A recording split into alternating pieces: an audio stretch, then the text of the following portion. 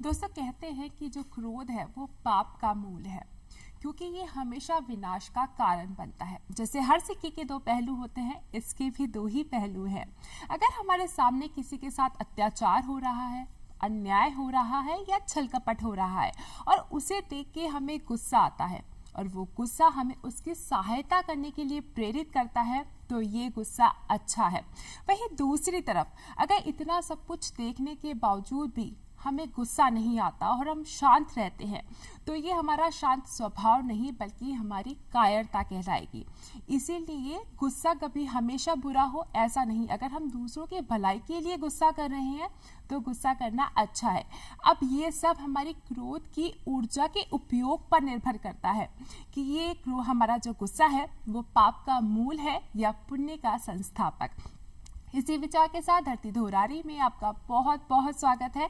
मैं हूं आपके साथ राधिका और मैं हूं आप सभी के साथ नितांशा शर्मा। बिल्कुल ठीक कहा राधिका ने, ऊर्जा की बात हो रही है, प्रेरणा स्रोत की बात हो रही है, तो शिक्षा भी कहीं ना कहीं हमारे लिए प्रेरणा का स्रोत है। कहते हैं ना कि अगर आप एक पुरुष को शिक्षित करते हैं तो महज आप एक पुरुष को शिक्षित करते हैं, वहीं अगर आप एक स्त्री को शिक्षित करते हैं तो आने वाली पीढ़ी को भी शिक्षित करते हैं। क्यों राधिका? बिल्कुल ना। और कहा जाता है कि एक स्त्री जननी है, समाज को प्रेरणा देने वाली है, यानी प्रेरणा का स्रोत है। आज हम महिला की बात कर रहे हैं क्योंकि आज महिला हर पायदान पर सशक्त है और किसी से भी पीछे नहीं है। आज जिस शख्सियत से, जिस व्यक्तित्व से हम आपको रूबरू करवाने वाले हैं वो भी प्रेरणा का स्रोत है, ना केवल खुद के लिए बल्कि हर युवा पीढ़ी के लिए, हर महिला के लिए, हर युवा नारी के लिए। जी हाँ, आज मैं बात कर रही हूँ भावना शर्मा जी की, जो कि एंटरप्रेन्योर होने के साथ साथ 5 भाषाओं में संगीत का ज्ञान भी रखती हैं। तो चलिए इंतजार के लम्हों को खत्म करते हैं और कार्यक्रम की शुरुआत के साथ आपको मेहमान से रूबरू भी करवाते हैं। भावना, बहुत बहुत स्वागत है। नमस्कार, मैं हूँ भावना शर्मा और मुझे यहाँ आमंत्रित करने के लिए आप सब लोगों का बहुत बहुत धन्यवाद। तो मेरे दिन की शुरुआत जैसे एज यूजुअली और लोगों की होती है वैसी ही होती है। हालांकि एज एन एंटरप्रेन्योर आप अपनी टास्क लिस्ट एडवांस में इवनिंग में ही पहले दिन सेट कर लेते हो और उसके अकॉर्डिंग दूसरे दिन अपने एक्शन लिस्ट सेट करके और परफॉर्म करते हो। तो हम लोग अपने जो भी स्टार्टअप है उसको लेके काफ़ी आगे बढ़ना चाहते हैं और काफ़ी अच्छे से उसके लिए एफर्ट्स देना चाहते हैं। तो हम अपना सारा जो भी काम देख रहे हैं उसके अकॉर्डिंग हम टास्क लिस्ट सेट करके सेकेंड डे अपने टीम को मोटिवेट करते हैं और फिर अपने दिन की शुरुआत करते हैं और अच्छे से सारे टास्क को परफॉर्म करते हैं। युवा पीढ़ी के लिए आप प्रेरणा है भावना, ये आप जानती हैं, कैसा लगता है? बहुत ही अच्छा लगता है। जब हम एक स्ट्रगलिंग फेज में थे तब एकदम सोचा भी नहीं था कि ये कर पाएंगे या यहाँ तक अचीवमेंट हासिल कर पाएंगे, अपने गोल्स को इतनी आसानी से हासिल कर लेंगे। बट अब जब उस फेज से निकले हैं तो काफ़ी अच्छा महसूस करते हैं और आगे बढ़ने के लिए हमेशा मोटिवेट रहते हैं। लेकिन राधिका, कहीं ना कहीं ऐसा नहीं होता जब एक महिला आगे बढ़ती है, सफलता प्राप्त करती है तो कहीं ना कहीं संघर्ष रहता है, या फिर अपने स्कूल के दिन, जिस परिवार में पले बड़े, वो याद आता है? भावना, आपके अगर हम बात करें पारिवारिक जीवन की, जो बचपन में रहा है, माता पिता के यहाँ पली बड़ी, कहाँ आपका जन्म हुआ? मेरा जन्म कोलकाता में हुआ था और पेरेंट्स ने मुझे काफ़ी लाड प्यार से पाला है। बट जब बात आती है एक गर्ल को स्पेस देने की, फ्रीडम देने की, तो वो थोड़ा हेजिटेट रहे हैं हमेशा से।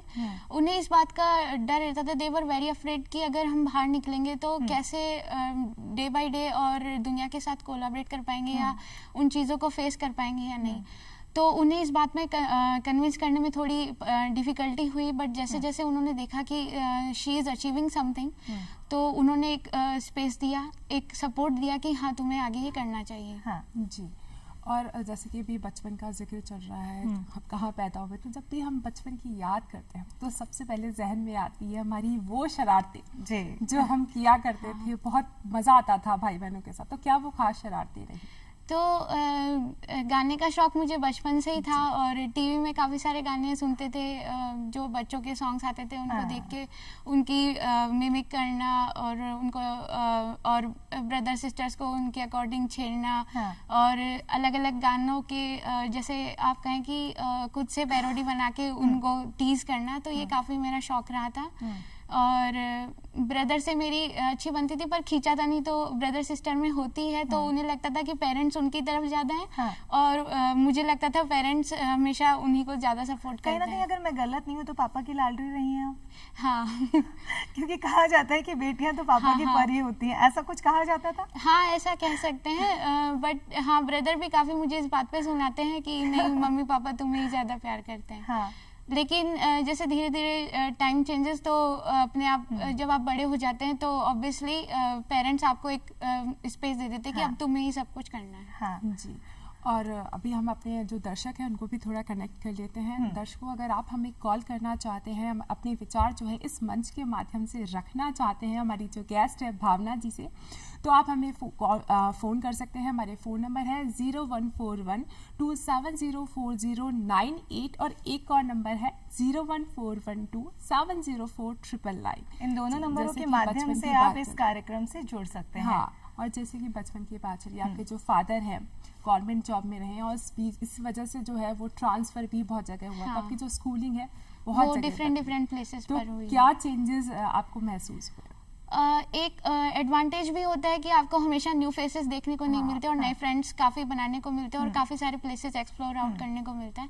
बट डिसएडवांटेज ये होता है कि कई बार वो आप लोगों को जल्दी से एक्सेप्ट नहीं करना चाहते, जो न्यू लोग होते हैं, और वो आप में कुछ ज़्यादा ही एक्सपेक्टेशंस ढूंढने लगते हैं। तो उस वजह से थोड़ा बहुत ड्रॉबैक भी रहा, थोड़े बहुत चैलेंजेस भी फेस करने पड़े, बट स्टिल कीप अप कर लिया अपनी एजुकेशन के साथ। भावना, आप टॉकेटिव रही हैं या शाय रही हैं? नहीं, आई वॉज वेरी इंट्रोवर्ट। तो मुझे नहीं लगता कि फ्रेंड्स बनाने में कहीं आप पीछे रही होंगी। हाँ, मतलब जो भी था मुझे फर्स्ट पहले खुद ही अप्रोच करते थे और देन वी स्टार्ट टॉकिंग, और फिर ही हम फ्रेंड्स आपस में बन पाए। संगीत की बात हो रही है, आपने हाँ। बीटेक भी किया है, दोनों बहुत अलग हैं। हाँ। तो कंप्यूटर साइंस में बीटेक करना मतलब कंप्यूटर साइंस लेना और प्लस सिंगिंग को भी कंटिन्यू रखना, तो किस तरीके से चूज किया कि कहते हैं कि हम संगीत की शिक्षा ही ले लें, हाँ। पारंगत हो जाएं उसमें, लेकिन आपने कंप्यूटर साइंस को भी चुना, तो ये कैसे सामंजस्य बैठा? तो बचपन से ही मेरे टीचर्स मुझे काफ़ी सपोर्ट करते थे और सिंगिंग की वजह से मैं काफ़ी पॉपुलर रही थी अपने स्कूल में भी और कॉलेज में भी। तो मुझे कंप्यूटर और सिंगिंग दोनों बराबर मतलब इम्पोर्टेंस थी मेरी लाइफ में इनके लिए। तो मुझे पता चला कि एक सिंगिंग का इंस्टीट्यूट है जो कि मेरे घर से नियर बाई ही था। जैसा कि आप सब जानते हैं, गर्ल्स पे कंस्ट्रेंट होता है कि आप ज़्यादा देर बाहर नहीं रहेंगे, आउटिंग नहीं कर सकते। तो मैंने फिर उसे चूज़ किया और थोड़ी दिन कंटिन्यू किया, बट मेरे एग्ज़ाम्स आ गए और मुझे बीटेक के लिए भी प्रिपेयर करना था, तो मुझे दोनों चीज़ें साथ करनी थी, तो वो डिसकंटिन्यू हो गया। बट लेटर मुझे रियलाइज़ हुआ कि जो मेरा पैशन है वो धीरे धीरे भूलती जा रही हूँ। तो फिर मुझे इंटरनेट के थ्रू काफ़ी सारे ऐसे प्लेटफॉर्म्स मिले जहाँ पे मैं ऑनलाइन सिंगिंग और कोचिंग ले सकती हूँ, तो मैंने उनके कंटिन्यू रखा। तो मैं अपनी कंप्यूटर रिसर्च और सिंगिंग दोनों बराबर साथ में कर पाई। और जब आप कॉलेज में आए, बीटेक आपने किया, और नितांशा ऐसा होता है ना कि जब हमारे कोई शौक होता है, हम कॉलेज में जाते हैं तो वो उभर के आता है और हमारे दोस्तों के सामने हम बताते हैं कि हमारा ये शौक है, वो शौक हम पूरा करते हैं। तो म्यूजिक कितना इसमें रहा आपका? म्यूजिक का काफ़ी रोल रहा और इसने मुझे काफ़ी हेल्प की फ्रेंड्स बनाने में भी। तो लाइक जैसे आप किसी से फर्स्ट टाइम मिलते हैं तो they take interest in your hobbies. तो फर्स्ट थिंग लोग यही पूछते हैं आपके इंटरेस्ट क्या है। तो जैसे ही वो सिंगिंग का नाम सुनते थे, दे स्टार्ट शाउटिंग कि सिंग वन सॉन्ग फॉर अस। और जब उन्हें पता चलता था कि मैं 5 लैंग्वेजेस में गाती तो काफ़ी एक्साइट फील करते थे, और ऐसे एक अच्छा फ्रेंड्स ग्रुप मेरा नेटवर्क बन गया। हाँ, भावना, कहा जाता है कि अगर आप संगीत सीख रहे हैं तो शास्त्रीय संगीत एक पायदान होता है, बेस होता है, तो कहीं ना कहीं शास्त्रीय संगीत आपने सीखा? हाँ, शास्त्रीय संगीत की क्लासेस मैंने 6 मंथ की थी, जो कि डिसकंटिन्यू हो गई जैसा कि मैंने आपको पहले बताया। लेकिन मैंने धीरे धीरे इंटरनेट के थ्रू और इनके थ्रू सारी नॉलेज गेन की।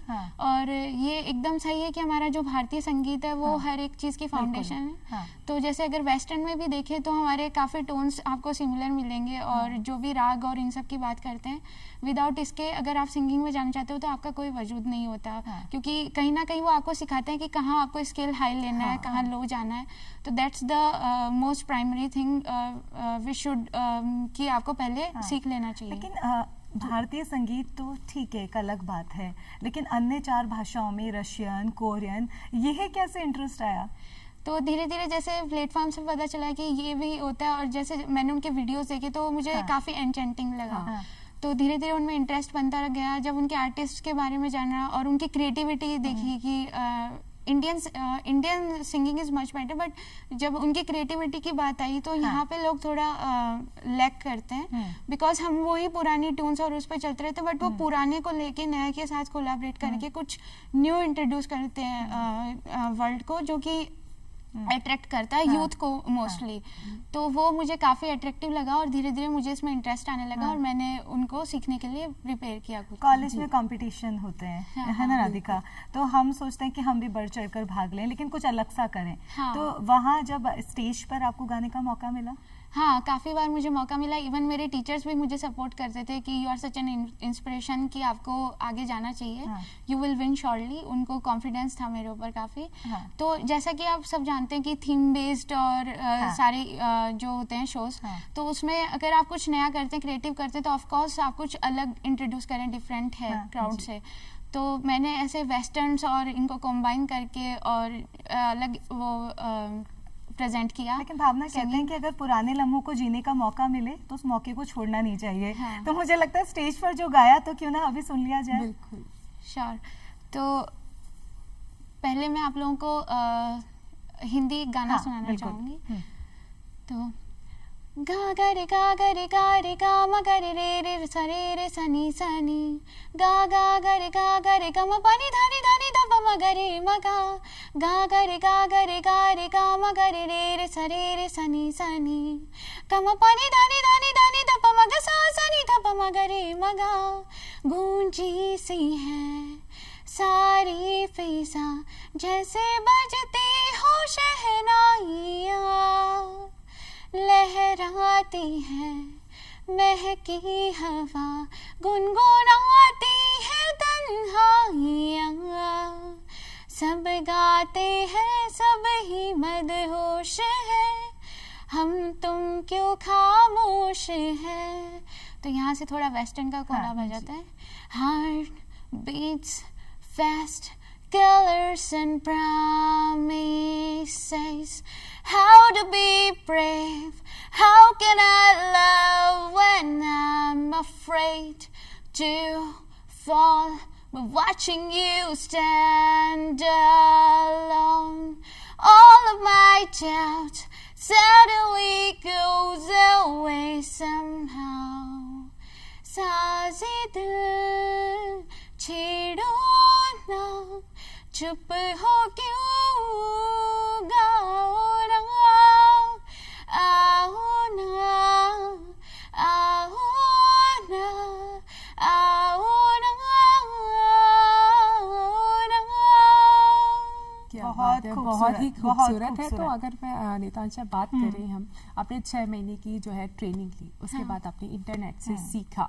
तो होता है ना, जो हमारा शौक होता है हम इंटरनेट पे वही डालते हैं, वही सुनने की और सीखने की कोशिश करते हैं। तो वो पहला कौन सा गाना रहा जिसको सबसे पहले आपने चाहा कि नहीं ये अब मुझे बहुत अच्छे से आना चाहिए? हाँ, तो जैसे एक वेस्टर्न सॉन्ग था, ये जो अभी मैंने सुना है वो तो काफ़ी फेवरेट रहा है। और उसके साथ एक सिंगर थी, उनका काफ़ी मुझे गाना एन्चेंटिंग लगा, और वो मेरी एज की ही थी, तो मुझे उनसे काफ़ी inspiration milli.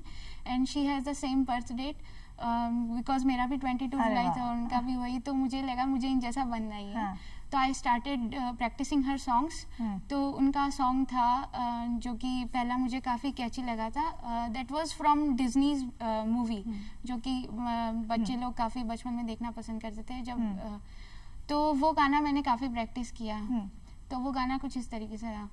Watch all the flowers dance with the rain, listen to snowflakes whisper your name, feel all the wonder, lifting your dreams, you can fly,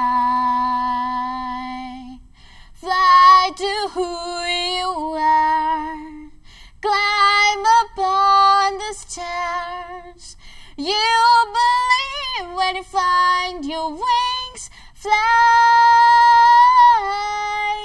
to your heart। मुझे लगता है भावना कि हम फरमाइशें करते जाएं। लेकिन हम कहते हैं कि संगीत में हम जब संगीत सीखते हैं तो वो सिर्फ एक हॉबी बन के नहीं रह जाती। हम सोचते हैं कि उसे अगले पायदान पर ले जाएं, और सारे पायदान हम जानेंगे, लेकिन एक फोन यहाँ आ गया है। हेलो हेलो हेलो जी, कहाँ से बात कर रही हैं और क्या नाम है आपका? मैं हेमा शेखावत बोल रही हूँ। जी हेमा जी, क्या आप कहना चाहती हैं भावना से?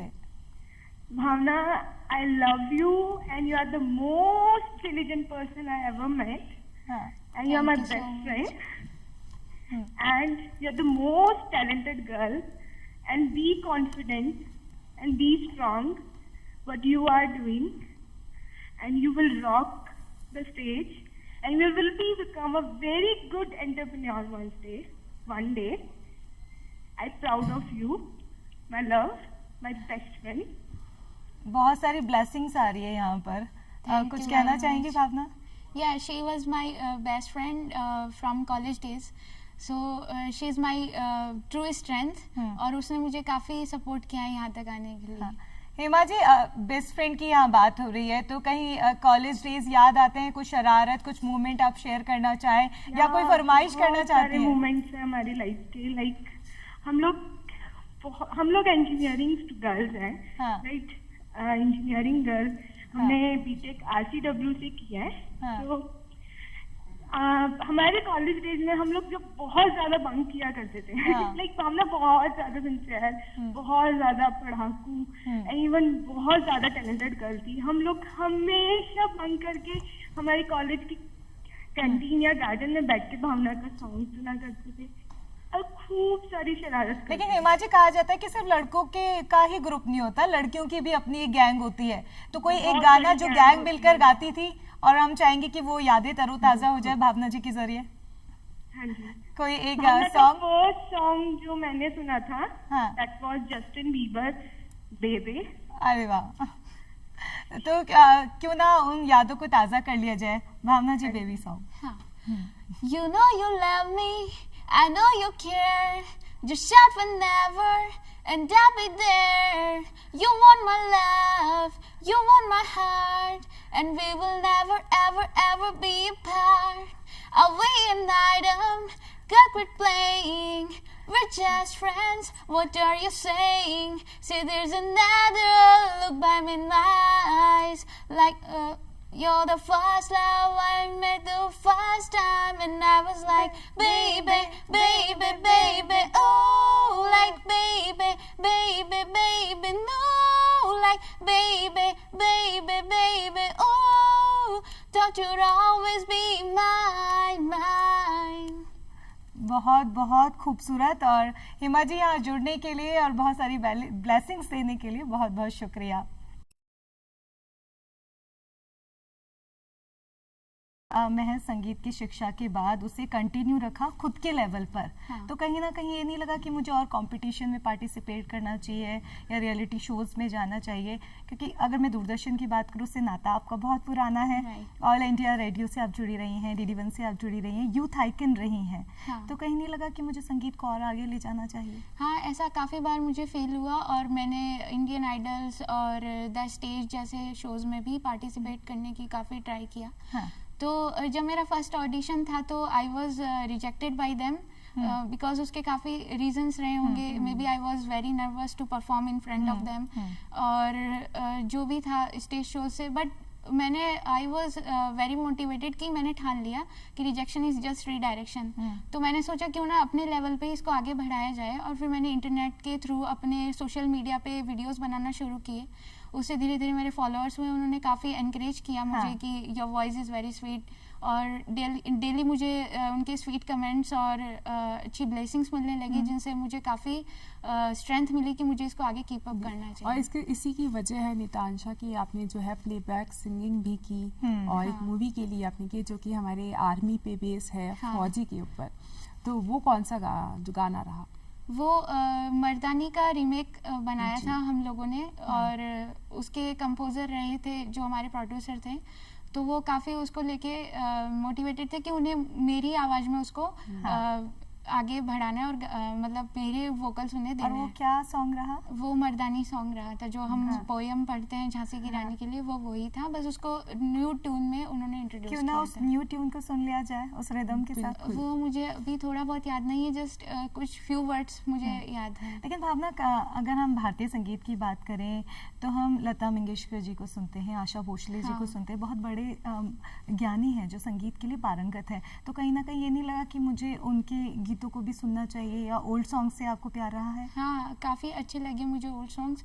और अब हम लोग जब आगे उसको बढ़ाने वाले हैं तो हम लोग उनको रीमेक भी करने वाले हैं। हाँ। मेरा ड्रीम हमेशा से रहा है कि अपने एक म्यूज़िक ग्रुप हो, कंपोजर्स हों अच्छे मेरे साथ आके कनेक्ट करें, और हम लोग ऐसे ग्रुप बना करके और आगे अपना सोशल मीडिया प्लेटफॉर्म बढ़ाना चाहते हैं। भारतीय गीतों की अगर बात करें तो मैं जब कल आपसे बात करी थी तो आशा भोसले जी के आपने गीत सुने हैं। हाँ। तो कोई गीत याद आता है? हाँ, काफ़ी सारे गाने हैं। जैसे मैं आपको कुछ वर्ड्स जो कुछ लाइंस हैं वो सुनाना चाहूँगी। जैसे कि तू है वही दिल जिसे अपना कहा, तू है जहाँ मैं हूँ वहाँ, अब तो ये जीना तेरे बिन है सजा। हो मिल जाए इस तरह दो लहरें जिस तरह, हो मिल जाए इस तरह दो लहरें जिस तरह, फिर हो ना जुदा, हाँ ये वादा रहा। मुझे लगता है ये हर लड़की का फेवरेट रहा है। बिल्कुल, ये एक ना एक गाना वक्त बहुत बाद। ज्यादा फेवरेट है। और आज तो आप बहुत अच्छा गाती हैं और 5 भाषाओं में भी गाती हैं। लेकिन नितांशा, बात करें उस समय की जब आपने रियाज स्टार्ट जी। किया, तो हमारा तो वो रियाज है, लेकिन सामने वाले जो हमारे पड़ोसी हैं, जहाँ तक वो आवाजें जा रही है, उनको कितना टॉर्चर लग रहा है या उनको कितना अच्छा लग रहा है, ये उन पे डिपेंड करता है। तो उस समय की आप मुझे बताएं कि किस तरीके से आपके रियाज करती थी? हाँ, तो जब मैं रियाज़ करती थी तो मेरे ब्रदर मुझे काफ़ी टीज करते थे, कमरा बंद कर लो, चिल्ला रही हो तुम। और जब कोरियन गाने गाते हैं तो यू हेयर मैनी वर्ड्स की आपको काफ़ी स्कॉल्डिंग सुननी पड़ती, गाली दे रही हो, फनी वे में, कॉमिक वे में बोलते हैं, रोने जैसा फील कर रही हो क्या। तो ऐसे काफ़ी सारे कमेंट्स भी सुनने को मिले, बट वो भी एक टाइम रहा। और धीरे धीरे उन्होंने मेरे टैलेंट को पहचाना जब मेरी फॉलोइंग्स बढ़ने लगी और उन्हें मुझ पर बिलीव होना स्टार्ट हुआ कि शी कैन डू दैट। तब आपने कमेंट सुने थे, अभी कॉम्प्लीमेंट सुन लीजिए। कौन है? Hello hello hello hello hello. मुझे लगता है कॉम्प्लीमेंट के लिए थोड़ा वेट करना पड़ेगा हमें। तो अगर अब बात करते हैं इनके स्टेज हाँ। शो की, तो कभी आपने परफॉर्म किया, और कहते हैं ना कि सबसे ज्यादा जो हमें तारीफ हमारी करे हाँ। या तालियां की गड़गड़ाहट जो हाँ। हमें मिल जाती है, सबसे बड़ा हमारा इनाम होता है। तो ऐसा, और कहते हैं ना कि वंस मोर जब हमने कुछ गाया, तो ऐसा कुछ हुआ आपके साथ? हाँ, ऐसा काफ़ी बार हुआ है। जैसे मैंने क्लब्स वगैरह में भी परफॉर्म किया है। तो दिल्ली में एक जब मैं परफॉर्म कर रही थी एक क्लब में, तो काफ़ी सारे अननोन लोग जो एंटर हुए और मेरी आवाज़ सुन के एकदम से रुक गए। तो उन्होंने, और वो काफ़ी डिमांड करने लगे कि एक और गाना सुनाइए। तो जब मैंने हिंदी में गाया, फिर इंग्लिश में गाया, तो फिर उन्होंने बोला कि और भी जो आते हैं आपको सारे सॉन्ग सुनाएंगे। तो ऐसा काफ़ी बार हुआ है। और कॉलेज में जब मैं पहली बार ऑडिशन के लिए गई थी, तो जैसे ही मैं ऑडिशन रूम में एंटर हुई और मैंने जो गाना अभी आपको सुनाया वो सुनाया, तो काफ़ी एन्चेंटेड फील किया। मेरी जो टीचर थी और फैकल्टी ने काफ़ी सपोर्ट किया, और जो भी बाकी सारे फेलो स्टूडेंट्स थे वो भी काफ़ी डिमांड करने लगे कि तुम्हें ज़रूर गाना चाहिए, और काफ़ी सारे सॉन्ग सुनने के लिए मिले। भावना, लेकिन हम कहते हैं कि हर पायदान पर चलो हम आगे हैं। संगीत को आपने कंटिन्यू रखा, लेकिन बीटेक भी आपने कंप्यूटर साइंस तो में किया। नितांशा, पहले एक फोन ले लेते हैं। हाँ बिल्कुल। हेलो हेलो जी, कहाँ से बात कर रहे हैं और क्या नाम है? जी, मेरा नाम आलोक शर्मा है, मैं जयपुर से बोल रहा हूँ। जी आलोक जी, क्या कहना चाहते हैं आप? मेरी सिस्टर आपके प्रोग्राम में है, मैं इस बात से बहुत खुश हूँ, और मैंने अभी मम्मी को भी बताया, वो भी बहुत खुश हैं।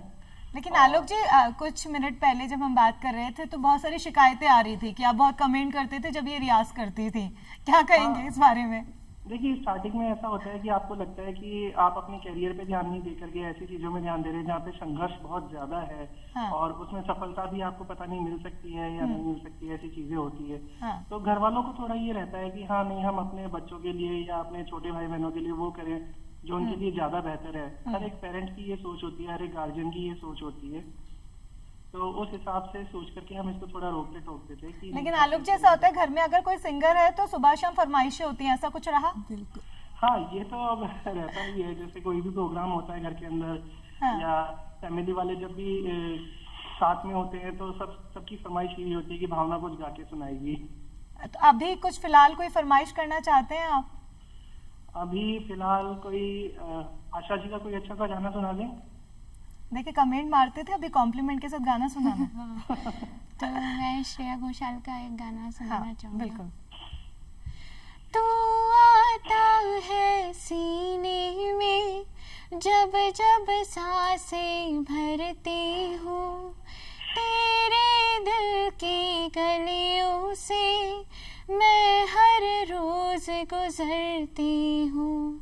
हवा के जैसे चलता है तू, मैं रेत जैसी उड़ती हूँ। कौन तुझे यूं प्यार करेगा जैसे मैं करती हूँ। हाँ,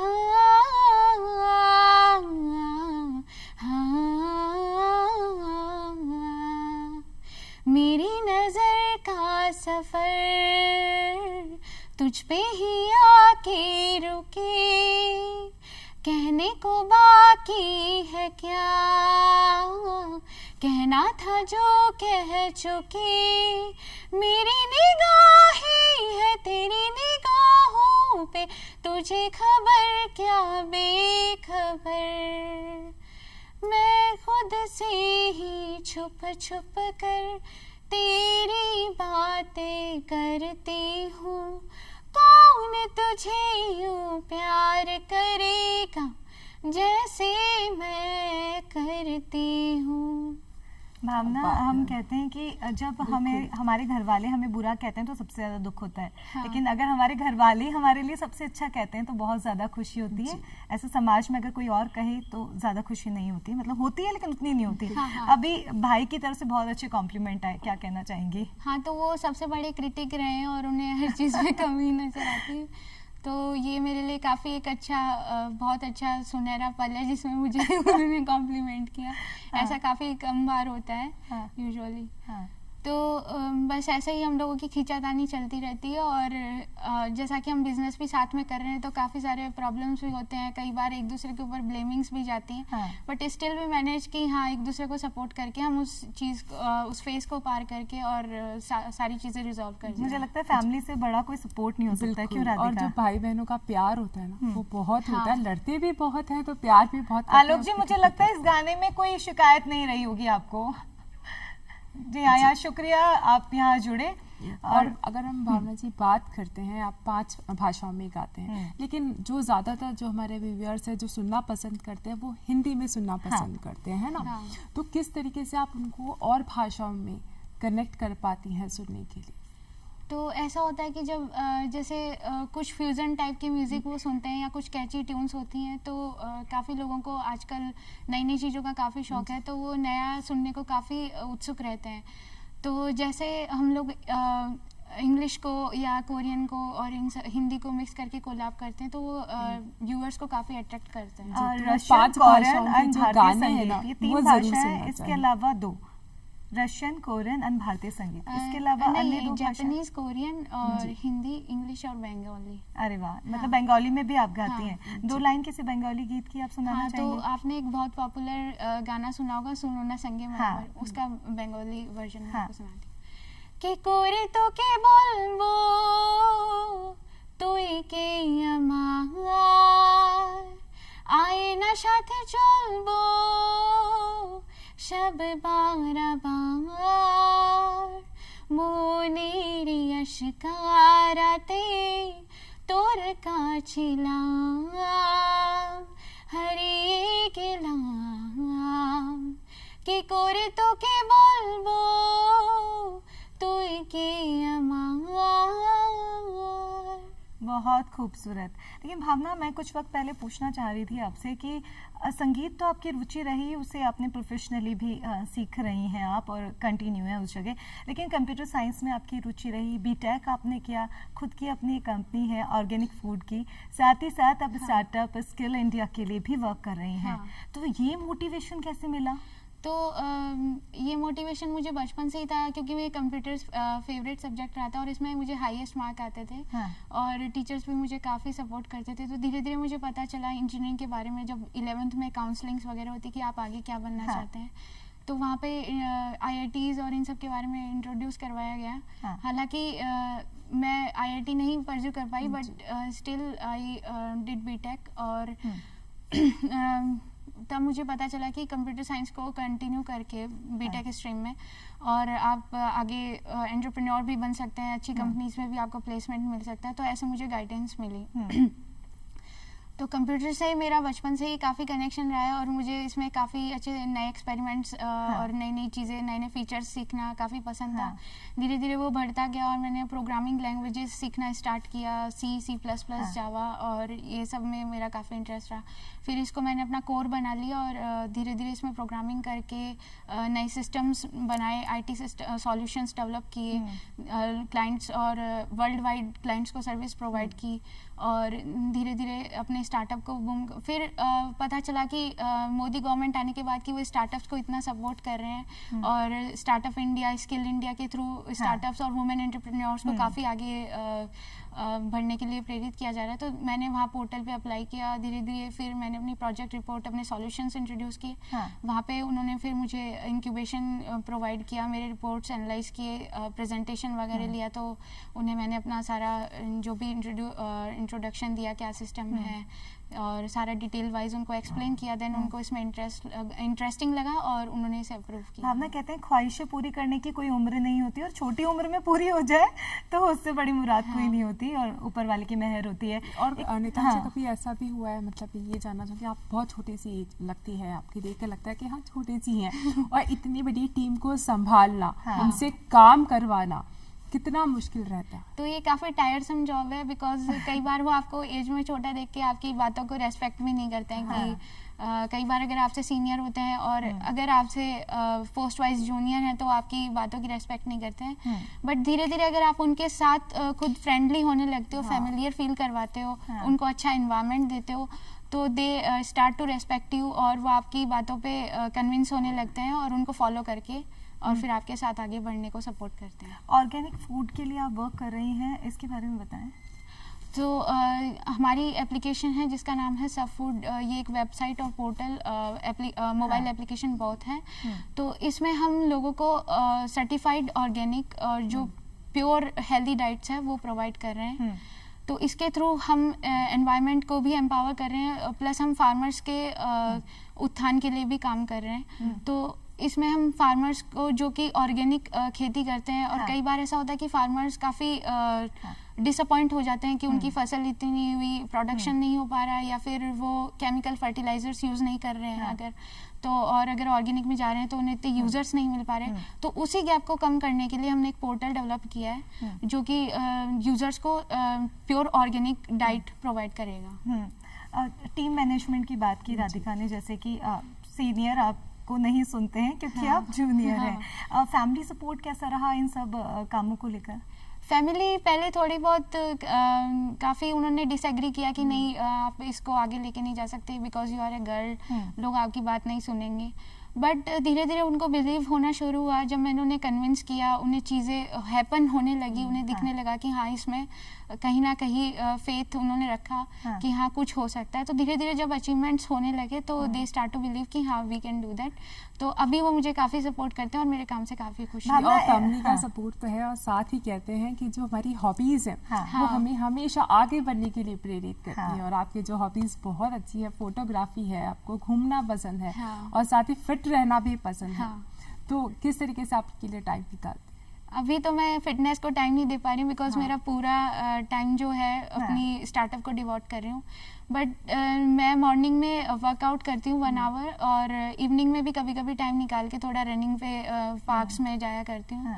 और मुझे पेट्स रखना बहुत पसंद है। ऐसा है कि मेरी फैमिली उस मामले में थोड़ी डिसएग्रीड है, बट जो भी स्ट्रीट पप्स या स्ट्रीट एनिमल्स हैं मुझे उनको चीज़ें खिलाना और फूड जो है उनको देना, फीड करना और उनको पेट करना, अफेक्शन है काफ़ी उनसे एनिमल्स को लेके। तो मेरा एक ड्रीम ये भी कि मुझे पेट रेस्क्यू के लिए भी आगे काम करना है। जब ये स्टार्टअप आगे बड़ा हो जाएगा, एक ब्रांड एस्टेब्लिश हो जाएगा, तो I will donate half of my stocks to for pet rescue. और हमने- मतलब इन हाँ। सब जो इतने सारे स्ट्रेस चलते हैं, इतने सारे काम हैं, ऑफिस के काम हैं, म्यूजिक के लिए टाइम निकालना, इन सब के बीच अपने आप को किस तरीके से स्ट्रेस फ्री रहती हैं, तनाव से दूर रखती हैं आप? स्ट्रेस फ्री रहने के लिए मैं म्यूजिक सुनती हूँ और सिंगिंग करती हूँ। मुझे लगता है जो संगीत बाहर में होता घूमती है ना हूँ। उसे स्ट्रेस नहीं होता।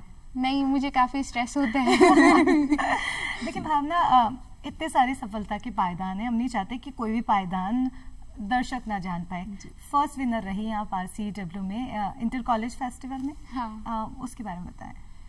तो पहले उसमें ये हुआ था कि फैकल्टी थोड़ा आपस में मिसकम्युनिकेशन हो गया था और हाँ। जो फैकल्टी जो उसे ऑर्गेनाइज करने वाले थे उनके हाथ से वो चला गया था और कोई और फैकल्टी उसे मैनेज कर हाँ। रहे थे। तो एक बार तो ये हुआ कि उन्होंने मेरा नेम लिस्ट में से कट कर दिया था। हाँ। तो मैं काफ़ी रोई थी उस चीज़ को लेके। फिर उन्होंने और ये किस वक्त की बात है? ये जब फेस्टिवल होने वाला था उससे एक दिन पहले की अच्छा। बात है।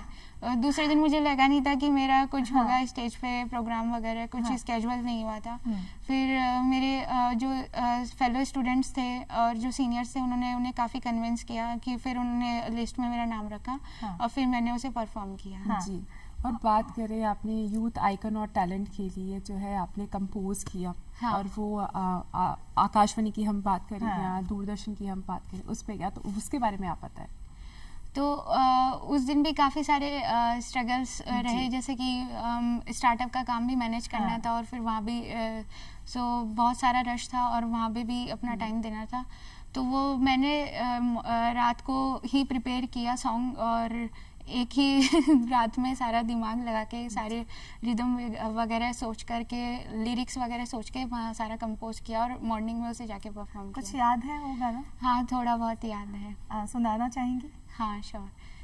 पहली बार सुना वो सांस, एक अनसुनी सी आवाज इन हवाओं में, मुझे ये न पता कि कहाँ से ढूंढ लाऊं तुम्हें। Oh lights, I'm finding you. Don't go, I'm waiting for you. आप जापानीज में गाती हैं, हाँ। रशियन में गाती हैं, कोरियन में गाती हैं, तो इन तीनों में से हम चाहेंगे कि थोड़ी थोड़ी आपकी पोटली जो है उसमें से थोड़ा थोड़ा हम निकाल लें कुछ। Sure. तो मैं आपको एक कोलैब सुनाना चाहूँगी। हाँ। So first one is Japanese. はい。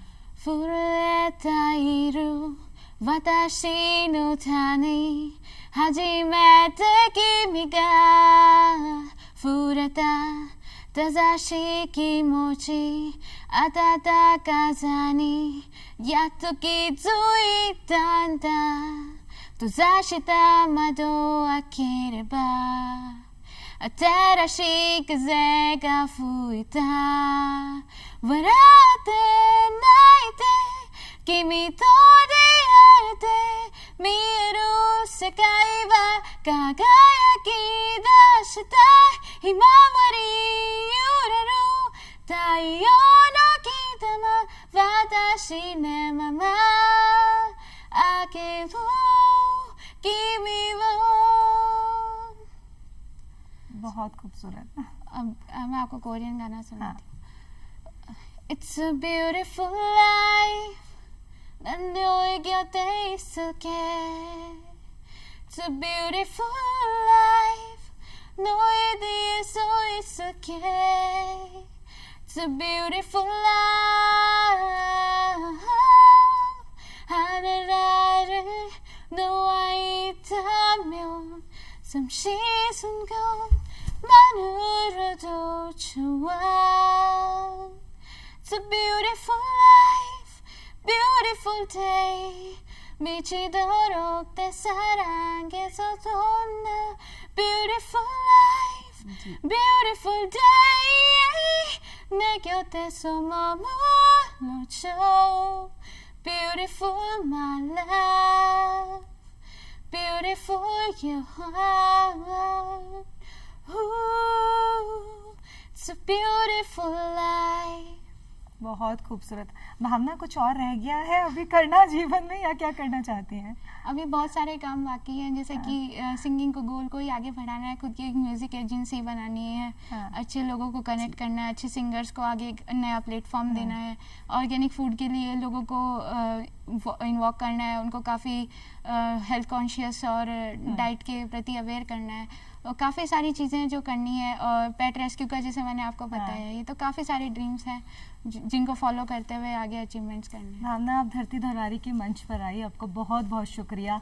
एक यूथ आइकन के रूप में आज आप हैं, और हम चाहते हैं कि आने वाले भविष्य में आपकी जो इच्छाएं हैं, आकांक्षाएं, ख्वाहिशें हैं, वो ऐसे ही पूरी होती रहें। बहुत बहुत शुभकामनाएं। Thank you. और मैं यूथ के लिए एक मैसेज देना चाहूँगी कि जो भी आपके इनोवेशन है, जो भी आपकी क्रिएटिविटी, आपको लगता है कि आप इसमें कुछ कर सकते हो, कोई आपको कितना भी अंडर एस्टिमेट करे, रुको मत, करते जाओ, जो कर रहे हो सही हो, जिस डायरेक्शन में जा रहे हो वो बहुत सही है, जो आपको सही लगता है अपने दिल की सुनो, अपने पेरेंट्स की सुनो, और करते रहो, आगे बढ़ते रहेंगे। और कहते हैं ना, युवा देश का भविष्य है। बिल्कुल। क्यों राधिका, आप चले? बिल्कुल।